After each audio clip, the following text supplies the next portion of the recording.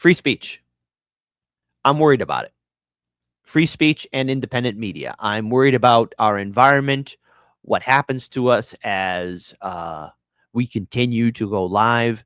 And this goes across with everyone across the political spectrum, you know. And I've spoken to a lot of people who are on the left, who are on the right, libertarians, greens, socialists, conservatives, and liberals, you know, all this progressives as well.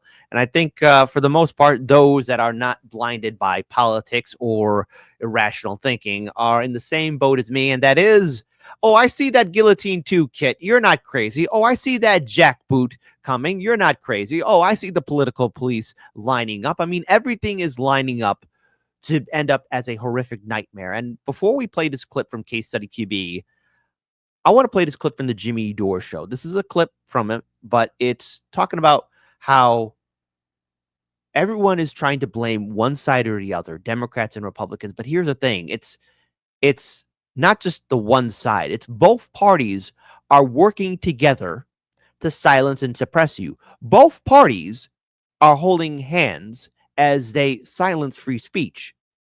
And I do hope that one day more Americans wake up to the idea that Democrats and Republicans, voters, this is not including you. I'm talking about the politicians, those at the top, those in the committees that are dictating laws to silence and suppress how you feel and speak. When one side has all the power and then loses it, the other side has all the power, what do we see happen?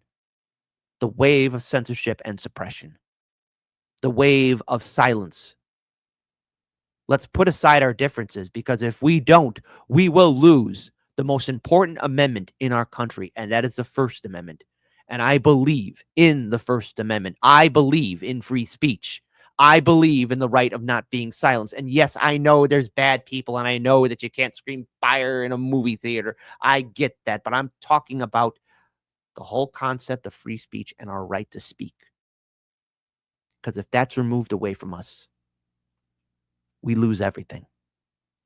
And then we will all be alone. So I want to pull this up here. I want to play this video here from the Jimmy Dore show. Shout out to Jimmy. Congratulations on getting the 1.5 million subscribers, Jimmy. Let's play this video.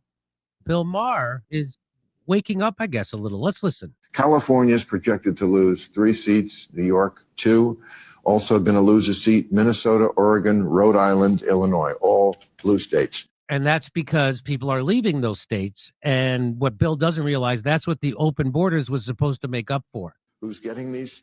Texas, Florida, Idaho, and Utah. I mean, this looks like game over, you know, and the reason why people are voting with their feet is a lot of what your book is about. Yeah. Taxes and regulation. I certainly have been screaming about it forever. I did 3 years with a sign here that said, how long is it going to take me to get my solar hooked up? 3 years. Talking about it on television in this state. You couldn't do it. This state has almost 400,000 regulations. I just put in a new roof because the fire, I thought, oh, let's get a roof that's not going to burn up. 2 inspections. Why are you inspecting my roof? It's my fucking roof. If it falls on me, that's my problem. I mean, imagine if they'd inspected for massive catastrophic fires in the state of California instead of his roof bullshit. Imagine if that happened. So let me read you a few more of these tweets. Every single time a party loses an election, people like Bill Maher say the party is dying. That's it. Game over. No, it's not. The Democrats are going to rule again, and soon. Unfortunately, but it's true. Their party is in complete free fall, and it's absolutely stunning to watch them continue to double down on their ways, because if they changed, they would have to go against their donors, and that's who they serve. So they're going to only change in ways on the margin. That's why they've been talking about trans issues. That's why they've been talking about racism. That's why they've been talking about white supremacy. That's why they've been talking about. So first of all, I want to play the rest of this video from the Jimmy Dore show, because there's a bigger video that I will be playing, because this is the beginning, and I want to lay down the foundations about what is possibly coming down our way if we're not ready. So All Red, first of all, good to see you. Great to have you in the chat. Why can't you say certain words on YouTube? Question me that. All Red, if you've been watching us, you know, I've been talking about what happened with the adpocalypse early on in 2015 and the consequences that came on with that. And unfortunately, while listen, I don't want people to be silenced. I don't want people to be suppressed on this channel. But unfortunately, because of the last 8 years of cancel culture and knee-jerk reaction, there's an automatic system that's put in place here. I wish it wasn't, because you know something? I like to read the comments. And yes, there are negative comments against me too. But you know what? Free speech. All right. So if you don't like the show, fine. Type, whatever. If you love the show, great. If you have criticism, great. Whatever. You know, just to make sure it's constructive. But unfortunately, even the most diehard fans of Hardlands Media who've been with us from the beginning, the most benign comments still get hit. And unfortunately, I wish I could fix that, but it's beyond my control. So, I mean, yeah, I don't like it either, but it's a thing that we have to take into account. But again, great point indeed. And I really do wish I could fix it. The jackass said free speech is inconvenience to the people who don't want to be called out for what they're doing. Absolutely, the jackass said on point with that again. And see, and also All Red says no, they are trying to change our vocabulary. Also, yes, they are. They're right. Let's see. So there we go. It is what it is, and it's it is an unfortunate system that we have, and to which I will also end this here. I believe in fairies, says George Carlin was spot on.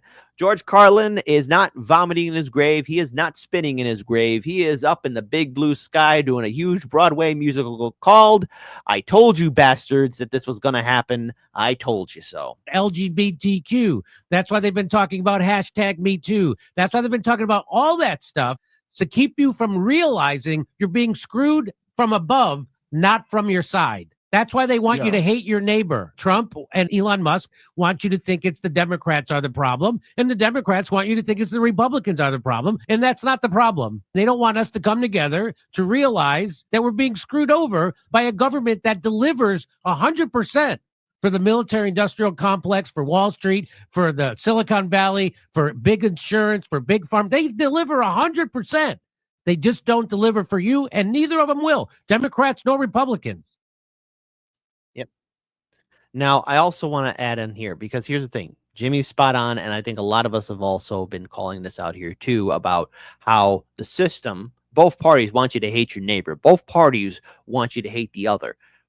The reason why things are terrible isn't because of your family member and your disagreement at Thanksgiving. The reason why things are terrible isn't because some homeless man in the street. The reason why things are terrible isn't because of your neighbor or how they vote. The reason why things are terrible is because we have a two-party system that's bought and owned by special interests. And unfortunately, there's a lot of people out there, and I've been seeing this too with some major Trump influencers who are all for free speech, and now all of a sudden, quiet. I recently saw that video or the live stream on the Jimmy Dore show where Aaron Mate was hosting, and you have that student being arrested. You know, in February, Tom Homan and Dr. Phil, how do you know me, came to Chicago, and they did that whole big wave of going after criminals, those with records who are immigrants.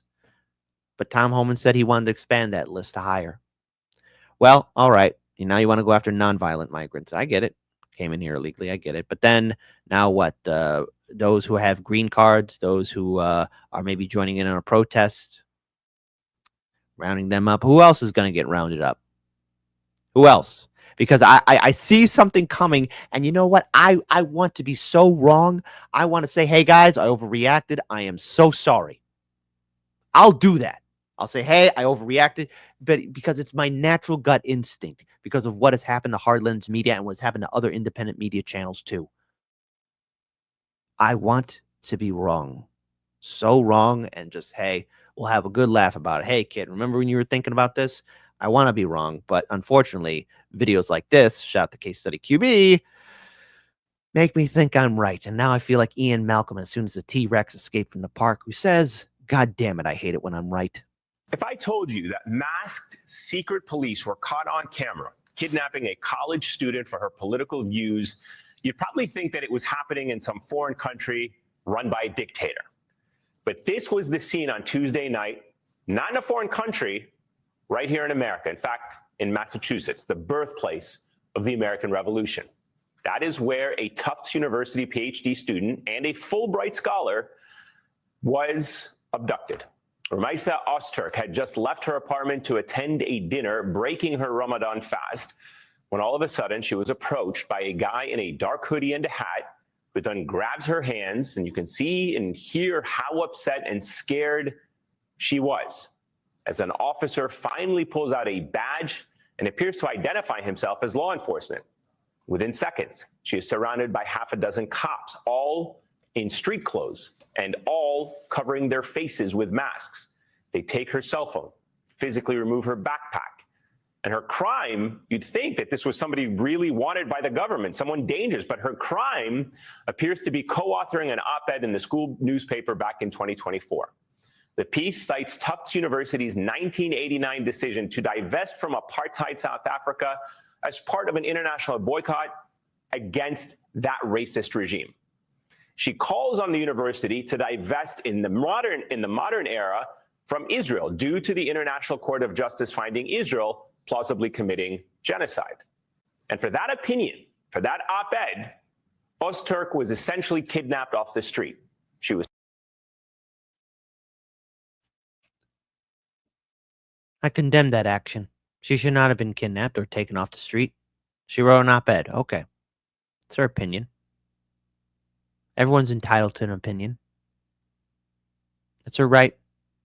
I don't like it when someone who's just minding their own business and all of a sudden, a half a dozen officers surround her?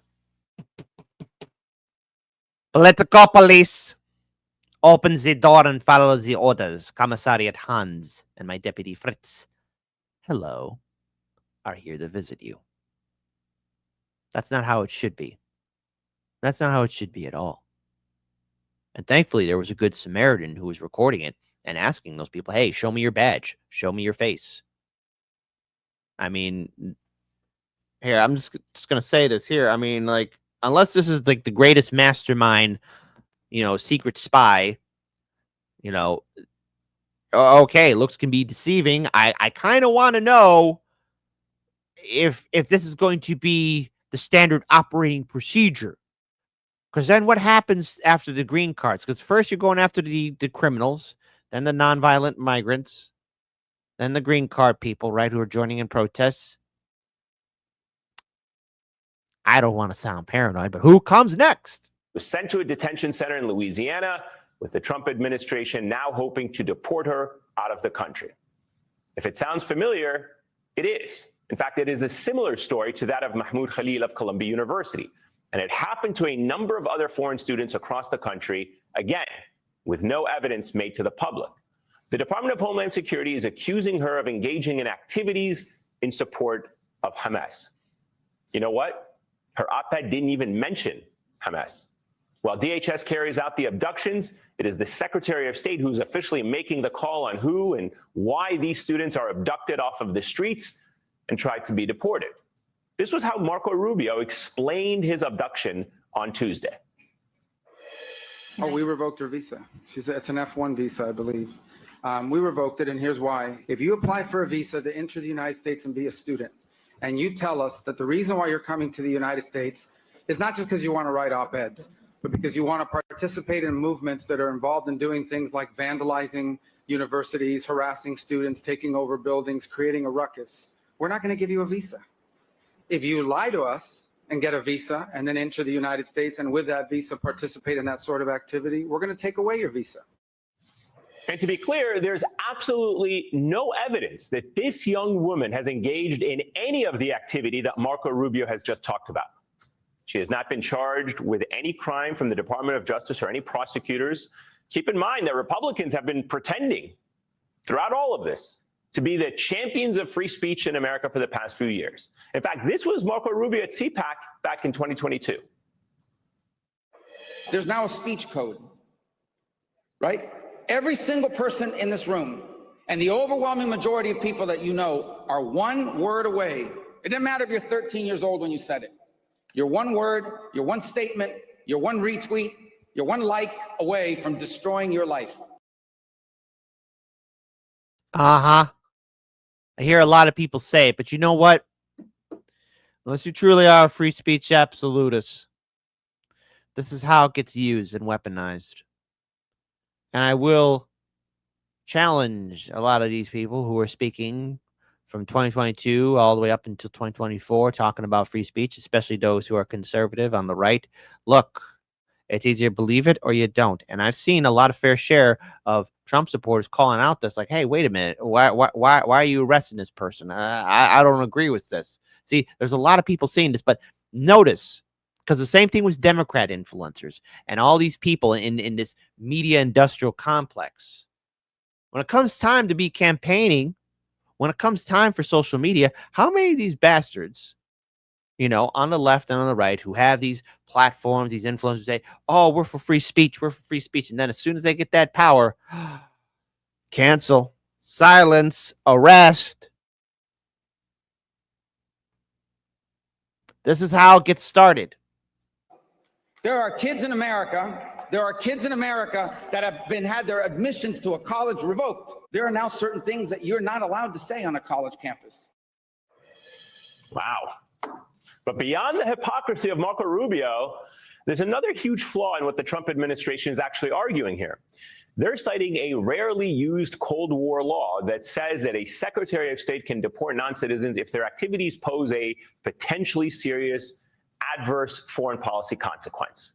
First of all, it's obviously laughable that student protesters or op-eds in student newspapers pose a serious threat to U.S. foreign policy. Listen, all right, hey, let's have democracy in the chat. We got a lot of people here in the live stream chat already, all across on X, on Rumble, on YouTube, on Kick. Let's have democracy in chat. Do you think a student op-ed is just going to shake the foundations of this great constitutional republic? Type 1 for yes, Kit.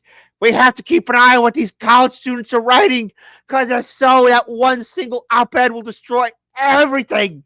And that's the piece of paper forever. It's like buying that one computer, and it's going to be the best computer ever, and they won't update anything ever.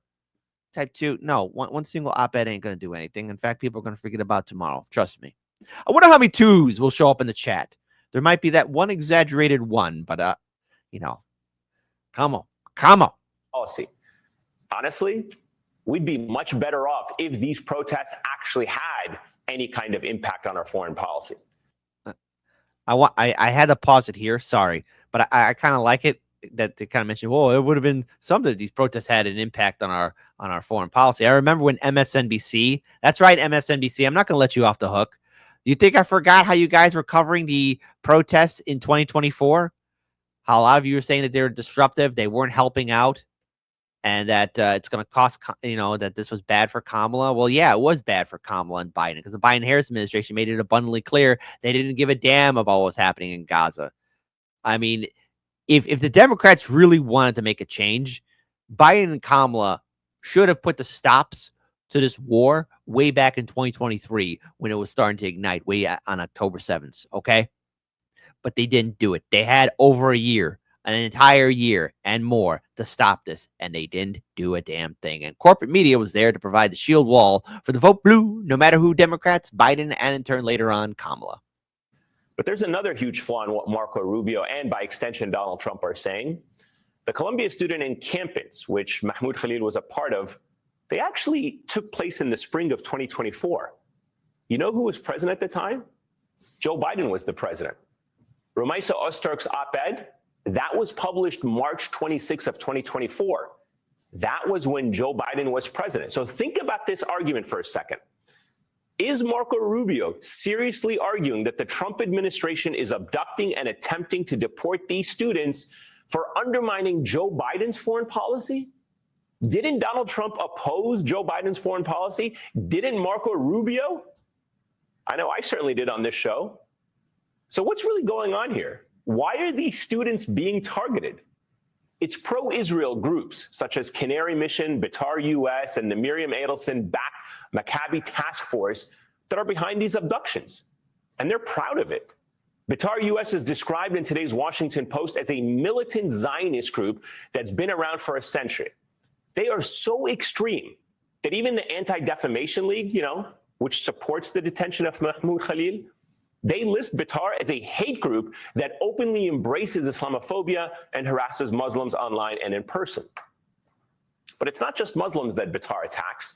In February, Bitar targeted Jewish professor and author Peter Beinart, posting on X that if anyone sees Beinart on the Upper West Side of Manhattan, they should give him a pager. Sick stuff. Beinart responded, "Oppose my ideas all you want, but when you urge people in my neighborhood to give me a pager in the wake of Israel's pager attacks in Lebanon, that sounds like a death threat." This is the Militant group that took credit for Mahmoud Khalil's abduction and claims it has sent thousands more names to Trump officials. This is the kind of group aiding the Trump administration in what Massachusetts Congressman Stephen Lynch and New York Congressman Dan Goldman both compared to Gestapo-like conduct, referring to the Nazi secret police. But these Gestapo tactics aren't happening in a foreign country, not in a bygone era. They are happening right here in the United States today. And the Trump administration is promising more to come unless we do something about it. Masa Kanbabi is... Now, I don't see corporate media being that bastion of free speech. I don't see corporate media doing anything necessary to stand up for protesters or activists, because I've seen them dismiss so many activists and organizers. I've seen, even when MSNBC or CNN or ABC even tries to put them in a good light, even those in 2024, oh, did you know some people lost their shows, or is it were immediately removed from the roster? Have we noticed that there is a suppression of independent media? Have we noticed that there are times in which all of a sudden independent media is also being stepped on? The real issue and real problem is that when one can make an argument, in my opinion, that it's starting to become too little too late. Now, this is where all of us have to speak out. This is where all of us have to organize and support citizen ballot initiatives and actually really be ready for this midterm election cycle that's coming up. No, I'm not going to tell you how to vote or anything else, but when it comes down to those of us who do live in citizen ballot initiative states, or either that want to support the bill of third parties, or either that independent movements, we have to be ready and know the rules and regulations and laws to defend ourselves as responsible, socially responsible citizens. And this is where all of us have to become citizen journalists in our own right, to have a network of communication, to be speaking out, and to be realizing that it's not just the Democrats or Republicans, it's both of them at the same time, because they're going to put on the same song and dance of this side's going to stop you, this side's going to stop you. But in reality, they're both working together to stop you, to silence you. No. We don't have to accept those rules. I want to play this video here because this is rather frightening. Shout out again to Glenn Greenwald. This is a retweet, though. This is the same bullshit that drove the Bush-Cheney-Obama war on terror. Why are you imprisoning and kidnapping people with no due process? To stop government, stop defending terrorists. But how do you know they're terrorists absent of a hearing? Because they are. So follow the orders. Validation guide. Now, of course, the volume's a little low. I'm putting on the CC, closed captioning, but I will, when I clip this video, I will be raising the volume. Validation guide that DHS is using to determine who is an enemy alien, a Tren de Aragua member, and deportable under the Enemy Aliens Act. It has criteria that require 8 points to be classified as a TDA member. You can get classified by simply having certain symbols in your tattoos and wearing certain streetwear brands. That alone is enough to get someone classified as TDA and sent to El Salvador. That's not true, actually, Andrew. According to this document, it is. No, according to the Department of Homeland Security and the agents, have you talked to the agents who have been putting their lives on the line to detain these foreign terrorists who have been terrorizing our communities? TDA is a vicious gang that has taken the lives of American women. And our agents on the front lines take deporting these people with the utmost seriousness. And there is a litany of criteria that they use to ensure that these individuals qualify as foreign terrorists and to ensure to ensure that they qualify for deportation. And the president made it incredibly clear to the American public that there would be a mass deportation campaign of not just foreign terrorists, but also illegal criminal aliens who have been wreaking havoc on American communities. And shame on you and shame on the mainstream media for trying to cover for these individuals who have. This is a vicious gang, Andrew. This is a vicious gang that has taken the lives of American women. The government filed in court, which says all. And you said yourself there are 8 criteria on that document. They need 8 points. And you are questioning the credibility of these agents who are putting their life on the line to protect your life and the life of everybody in this group and everybody across the country. And their credibility should be questioned. They finally have a president who is allowing them to do their jobs, and God bless them for doing it. Yes, but things can go wrong. So wrong in so many ways. I want to pull up the rest of this video here. Is Romaisa Ostork's attorney. She joins me now. Masa, thank you so much for joining us.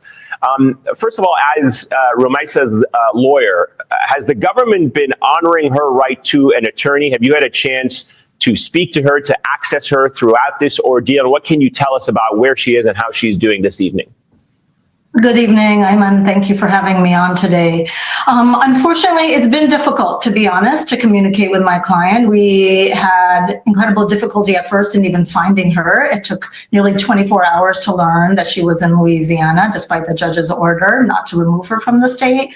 And then it took another 24 hours to be able to communicate, the same 24 hours to communicate with her then. And she was incredibly exhausted. It was difficult to speak with her. And even since then, it's been difficult to talk with her by phone. She's unable to give me a call when she normally should have the authorization to call me. So we are concerned about what conditions she's facing in the detention center and her ability to reach out to family and counsel.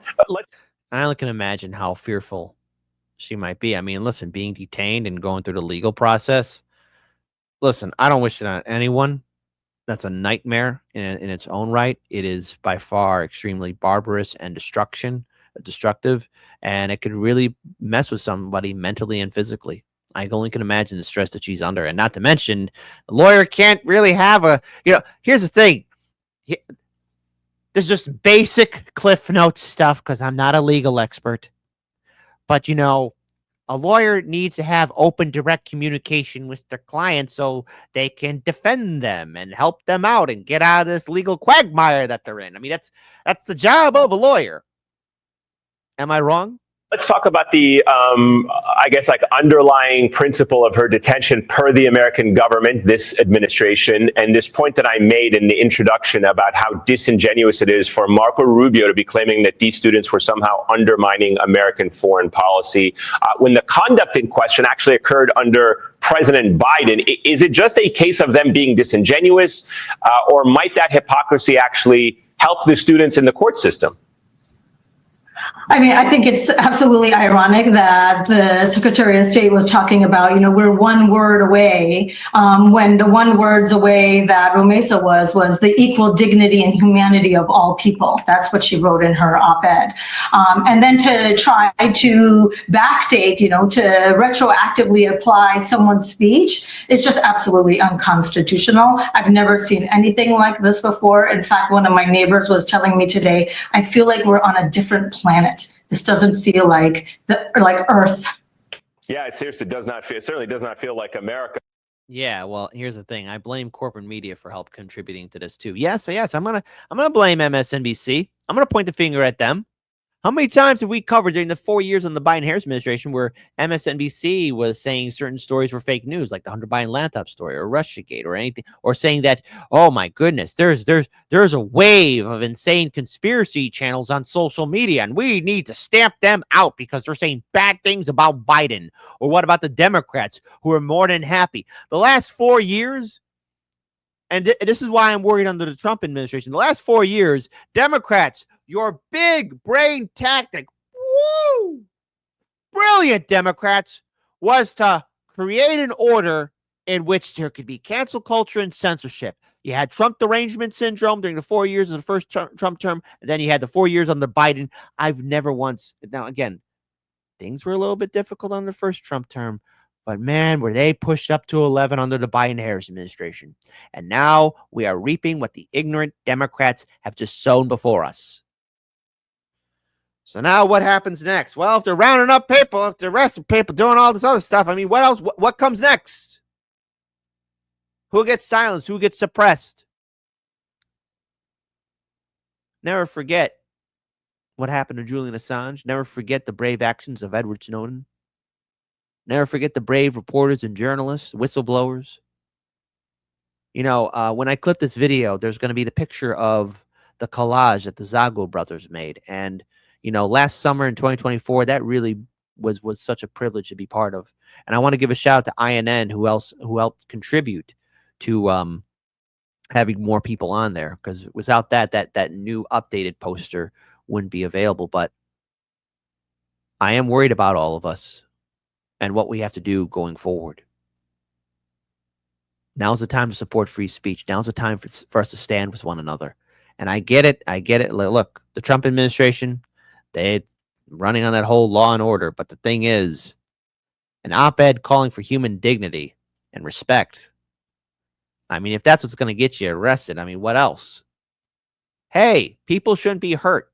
You're under arrest. Hey, let's not bomb innocent civilians. Oh, you're under arrest. Hey, let's not do this. Hey, let's not do that.